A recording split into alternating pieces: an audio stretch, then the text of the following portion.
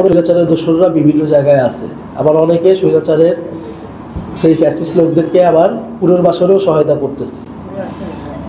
কিন্তু যা কিছু হয়ে যাক, আমরা অবশ্যই এই যে যারা গণহত্যা করছে, গুলি করে হত্যা করছে, আমরা তাদের বিচার নিশ্চিত করব। এই বাংলার মাটিতেই শেখ হাসিনা সহ আওয়ামী লীগ এবং যে সকল পুলিশরা গুলি চালায় আমাদের ভাইদের মারছে, বোনদের মারছে, আমরা তার বিচার নিশ্চিত করব। বিচার, সংস্কার, তারপরেই নির্বাচন। এবং বিচার বলতেছে তারা হয়তো দেরি হবে, অনেক সময় লাগে, কিন্তু বিচার শুরু করতে হবে, বিচার দৃশ্যমান করতে হবে এবং বিচারের রোডম্যাপ দিতে হবে। এবং যেই সরকারে আসুক না কেন এই বিচারে কেউ হাত দিতে পারবে না।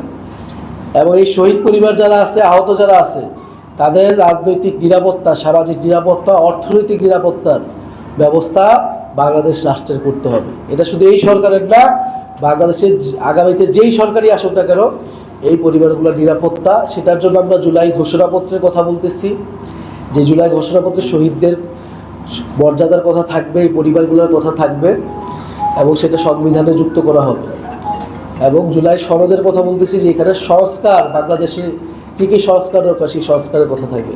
আমরা এই দুইটা দাবিতে এখন সারা দেশে পদযাত্রা করতেছি। আপনারা আমাদের জন্য দোয়া করবেন, আমরা যাতে সফল হইতে পারি।